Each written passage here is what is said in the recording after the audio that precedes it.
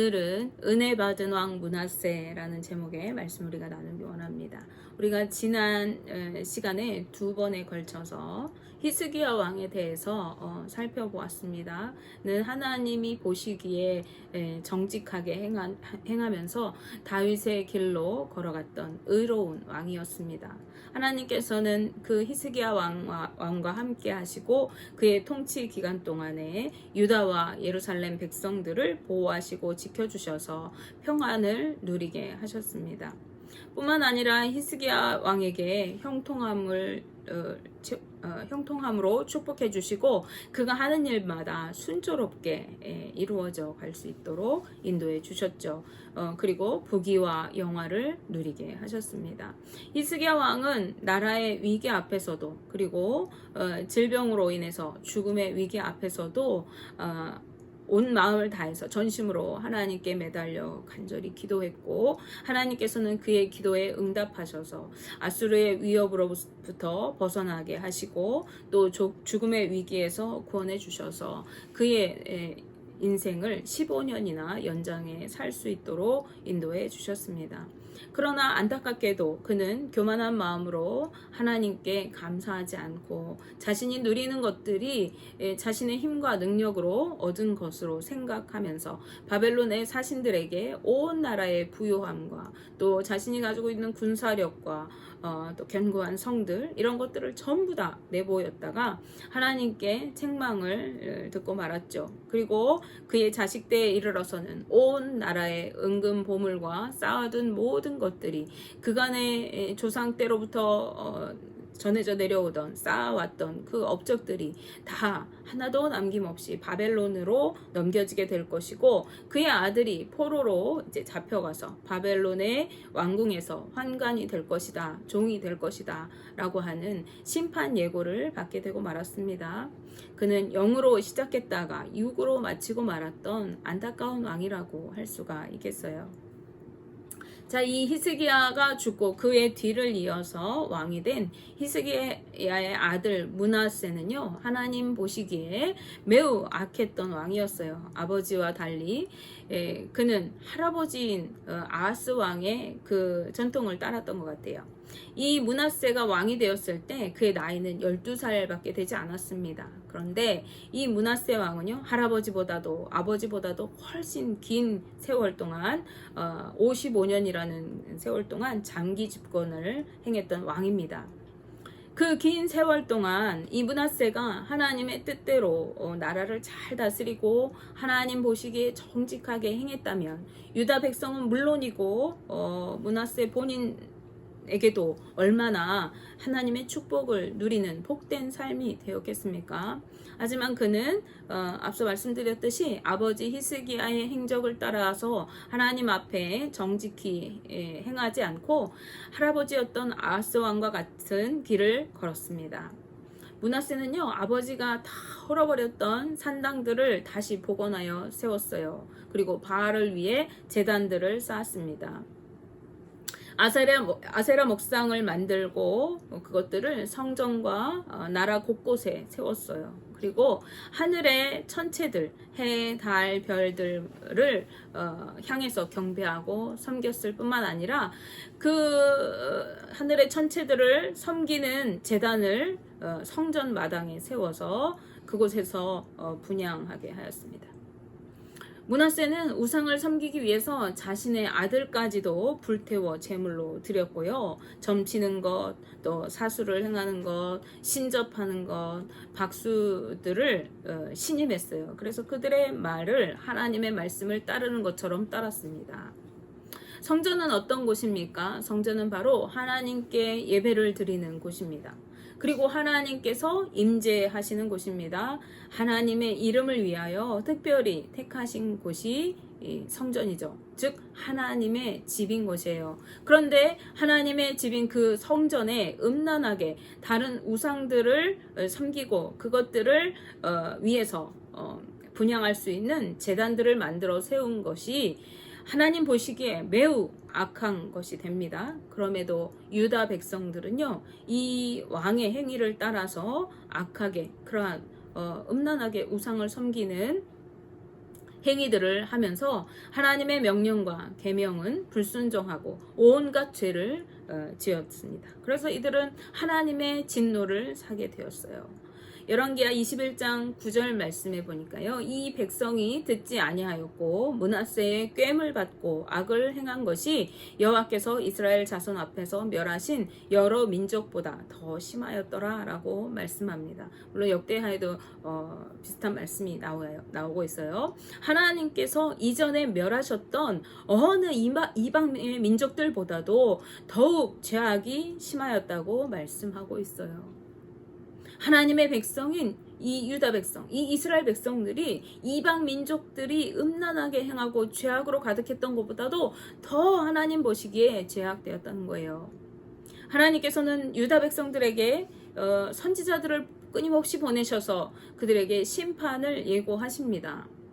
즉 북이스라엘이 심판으로 멸망당한 것 같이 이제 유다를 심판하시겠다고 말씀하시는 거예요. 열왕기하 21장 14절 말씀에 내가 나의 기업에서 남은 자들을 버려 그들의 원수의 손에 넘긴즉 그들이 모든 원수에게 노략거리와 겁탈거리가 되리니 라고 말씀합니다. 원수들에게 노략을 당하고 겁탈당하게 하실 것이라고 말씀하세요. 이는 므낫세와 유다 백성들의 죄악 때문입니다. 그러나 항상 그렇듯이 하나님께서 이렇게 심판을 예고하시는 목적은 무엇입니까? 그것은 그들로 하여금 회개하고 그 죄악된 모습에서 돌이켜 떠나서 다시 하나님께로 돌아오기를 바라시는 그러한 하나님의 마음에서 그러한 심판을 예고하시는 것입니다. 하지만 당시에 죄악으로 물들어 있던 유다 백성들에게 이 하나님의 심판 예고는 들릴 리가 만무했어요. 그래서 므낫세는요 그동안 하나님 앞에서 행악을 저지르고 유다 백성들에게 범죄하게 하였던 것 이외에 무죄한 자의 피를 심히 많이 흘려서 예루살렘 성에 피가 가득하게 하였다. 이 끝에서 저 끝까지 그 무고한 자들의 피로 가득 채웠다라고 성경이 증언하고 있습니다. 그는 당시에 경건하고 신실한 사람들과 선지자들을 죽였던 거예요. 왜냐하면 이 경건한 사람들, 하나님 앞에 서 있는 사람들, 선지자들은 하나님을 섬기도록 선포하는 사람들이죠. 그래서 이 므낫세가 펼치는 우상 숭배 정책들을 반대하였기 때문에 그 거룩한 사람들, 선지자들을 무고하게 죽였던 것입니다. 전승에 따르면요, 이 시기에 이사야 선지자가 므낫세에 의해서 톱으로 몸이 켜지는 그러한 형벌을 받아서 죽임을 당했다라고 전해진다. 이렇게 주석가들이 말하고 있습니다. 오랜 기간 통치하는 동안에 므낫세와 유다 백성들의 죄악은요 극에 달하게 되었어요. 그래서 하나님은 마침내 아수르의 군대를 일으키셔서 유다를 심판하실 수밖에 없었습니다. 성경을 우리가 보시면 읽지 않겠지만요. 열왕기하 23장 26절 말씀에 요시야 왕의 종교개혁 당시에도 므낫세를 향한 여호와의 경노하심 그리고 진노를 돌이키지 않으셨다라고 언급할 정도로 이 므낫세의 죄악이 하나님께서 보시기에 얼마나 싫어하시고 진노하셨는지를 우리가 짐작하게 하는 것입니다. 아수르 군대는요 예루살렘 성을 약탈하고 므낫세를 쇠사슬로 결박해서 당시에 아수르의 통치권 아래 있었던 아수르의 지배를 받았던 바벨론으로 끌고 갔어요. 히스기야 왕에게 이사야 선지자가 선포했던 예언 그대로 이루어진 것이죠. 히스기야의 자식이던 므낫세가 바벨론으로 포로로 끌려가게 되었어요. 이방 나라로 끌려갔던 이 므낫세 왕은요 그 환난과 극심한 고통 가운데서 할아버지였던 아하스 왕과는 다른 모습을 보입니다. 아하스 왕은 어땠어요? 아하스 왕은 환난 가운데 고난 가운데 이르게 되니까 회개하기는커녕 하나님 앞에 더욱 죄악을 저지르고 하나님의 진노를 더욱 사는 그런 모습을 보였던 것을 우리가 잠깐 언급했는데요. 그런데 이 므낫세 왕은요 자신의 죄악을 하나님께서 심판하셔서 이제 이 고난 가운데 딱 들어가게 되니까 자신의 죄악을 철저하게 회개하고 겸손하게 하나님 앞에 엎드려서 부르짖어 간구했습니다. 그러자 하나님께서는 이 므낫세의 기도를 들으시고 그에게 회복의 은혜를 주셨어요. 그래서 다시 예루살렘으로 돌아올 수 있게, 포로에서 귀환할 수 있게 풀려나게 하셨어요. 뿐만 아니라 그의 왕권을 회복시키셔서 다시 유다를 통치할 수 있도록 인도해 주셨습니다. 그리고 그제야 그가 여호와께서 참 하나님 되심을 알게 되었다고 성경이 말하고 있습니다. 역대하 33장 12절 13절 말씀을 우리가 보실게요. 그가 환난을 당하여 그의 하나님 여호와께 간구하고 그의 조상들의 하나님 앞에 크게 겸손하여 기도하였으므로 하나님이 그의 기도를 받으시며 그의 간구를 들으시사 그가 예루살렘에 돌아와서 다시 왕위에 앉게 하심에 므낫세가 그제야 여호와께서 하나님이신 줄을 알았더라 라고 말씀합니다. 아멘. 그가 하나님 앞에 크게 겸손하였다고 말씀합니다. 그리고 전심으로 기도하였어요. 그때 하나님께서 이 므낫세의 기도를 받으시고 그의 간구, 그의 부르짖음을 들으셨다고 말씀하고 있습니다.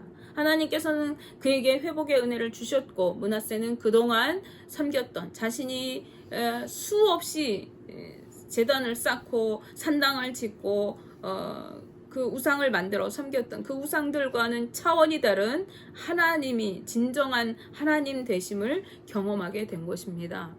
오직 여호와 하나님만이 참 하나님이시구나 라는 것을 이 므낫세가 그제야 알게 되었던 거예요. 이 얼마나 놀랍고 감격스러운 일이었겠습니까? 지난 날에 죄악으로 가득한 자신의 모습을 기억하고 있는 이 므낫세는요, 얼마나 이 회복의 은혜, 구원의 은혜가 감격스러우면서도 또 감당 못할 두려운 경험이었겠습니까?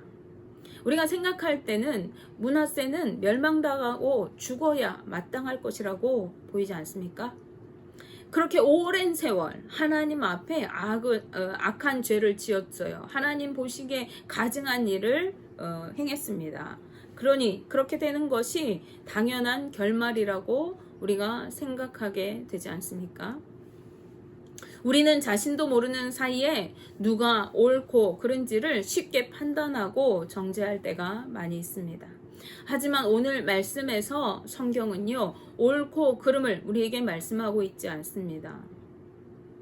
용서받지 못할 극악한 죄인이라 하더라도 전심으로 그가 하나님께 회개하고 돌이킬 때 그때에 감당 못할 은혜를 주시는 분이 바로 하나님이시다라고 말씀하고 있습니다. 하나님께서는 언제라도 우리가 죄악에서 돌이켜 하나님께로 돌아오기를 애타게 기다리시는 분이기 때문에 그렇습니다. 우리가 아무리 악한 죄를 지었다 할지라도 온전히 주님 앞에 회개하고 악한 모습을 벗어버리고 하나님께로 돌이킬 때 그분은 우리의 모든 죄를 사하시고 한량없는 은혜와 용서를 베풀어 주시는 분이시기 때문에 그렇습니다. 에스겔서 18장 21절 22절 말씀에 이렇게 되어 있어요. 그러나 악인이 만일 그가 행한 모든 죄에서 돌이켜 떠나 내 모든 율례를 지키고 정의와 공의를 행하면 반드시 살고 죽지 아니할 것이라. 그 범죄한 것이 하나도 기억함이 되지 아니하리니 그가 행한 공의로 살리라. 아멘. 아무리 악할지라도 모든 죄에서 돌이켜서 하나님의 말씀대로 순종하여 정의와 공의를 행하면서 살아갈 때 반드시 죽지 않고 살게 될 것이라고, 그리고 범죄한 것이 하나님 앞에서 하나도 기억되지 않을 것이라고 말씀하고 있습니다.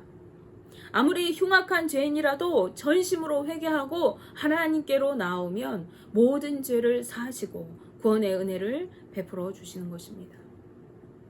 이제 예루살렘으로 돌아온 이 므낫세 왕은요, 이전과 전혀 다른 새로운 삶을 살아가게 됩니다.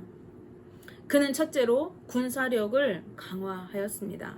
다윗성 밖으로 주변에 외성을 쌓았어요. 성이 있는데 그 바깥 쪽에다가 다시 성벽을 쌓은 거예요. 그리고 언덕 주변으로 성벽을 높이 쌓아 올렸습니다.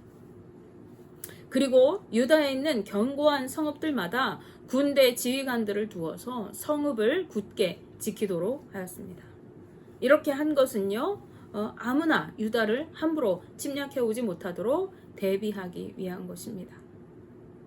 둘째로 이 므낫세 왕은요, 신앙을 바로잡는 종교 개혁을 행하게 되어집니다. 이전에는 앞장서서 우상을 만들어 섬기고 우상을 위한 제단들을 쌓았던 이 므낫세 왕은요, 이방 신들과 성전에 세워두었던 우상들을 모두 제거해버리고, 그리고 예루살렘 성 곳곳에 쌓아두었던 그 제단들을 모두 성 밖으로 내던져 버렸어요. 그런가 하면 여호와의 제단을 다시 보수하고 수리해서 화목제와 감사제를 하나님께 드렸습니다. 그리고 유다를 향해서 명령합니다. 오직 여호와께만 제사를 드리라, 이렇게 명령한 거예요. 므낫세 왕은 비록 지난 젊은 시절 동안에 하나님 앞에서 온갖 죄악을 저지르며 악하게 살아왔던 왕이었지만 환난과 고통 가운데서 그가 겸손히 하나님 앞에 엎드려 기도하고 회개하여서 하나님의 은혜로 다시 예루살렘 성의 왕으로 세워진 일을 경험하게 되었고, 이것을 통해서 하나님의 하나님 되심을 온전히 깨닫게 되었습니다. 하나님이 정말 살아계신 하나님이시구나, 이렇게 알게 된 거예요. 그리고 난 후에 므낫세는 더 이상 우상을 만들어 섬길 수가 없게 되었던 것이죠. 그는 인생의 말년에 하나님께로 돌이키고 오직 여호와 하나님만을 섬기고 제사하는가 하면 유다의 백성들에게도 명령을 내려서 하나님만 섬기도록 나라 안팎을 개혁하고 새롭게 정비하였습니다.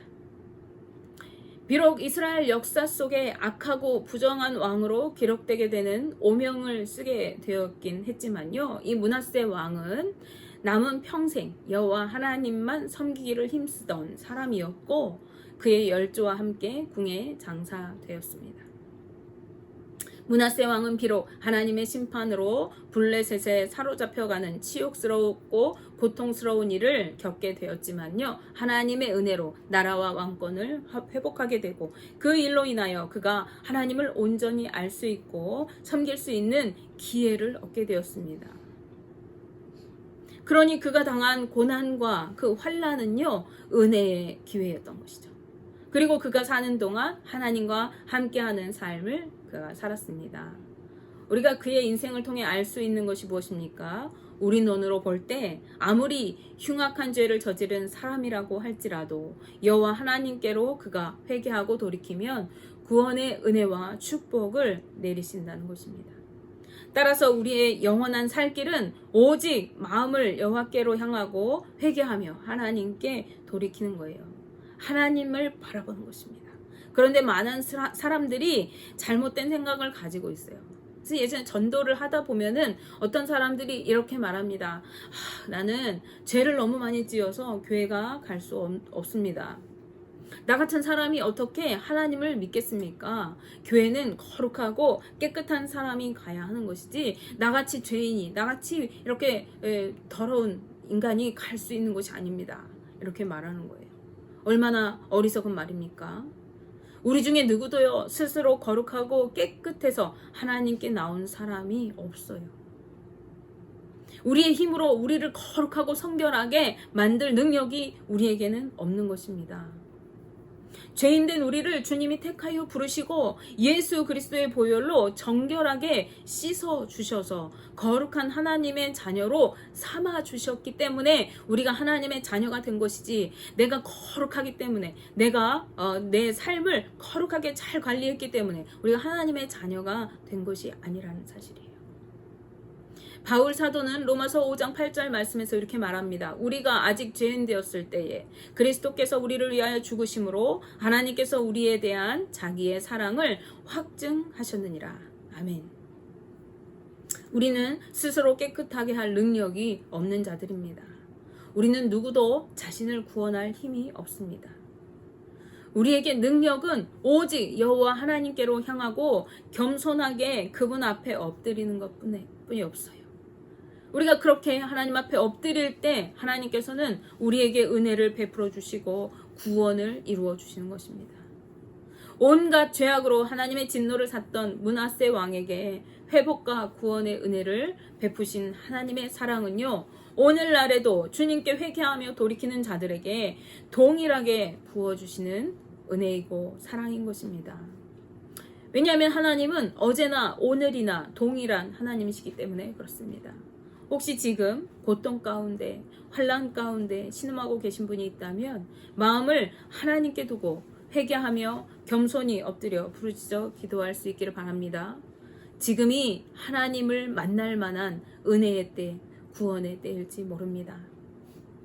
그리고 우리를 회복하시고 구원의 은혜를 베푸시는 하나님의 사랑을 경험하게 되실 수 있기를, 하나님을 온전히 알 수 있는 은혜의 때 되시기를 주님의 이름으로 축복합니다. 원하기는 위기 앞에 놓인 오늘날 한국교회 그리고 주의 백성된 믿음의 성도들이 마음을 찢고 회개하며 겸손히 주님 앞에 엎드려 기도할 수 있기를, 그리하여 다시 한번 주님의 회복과 은혜를 누릴 수 있게 되시기를 주님의 이름으로 축복하며 기도합니다. 기도하겠습니다.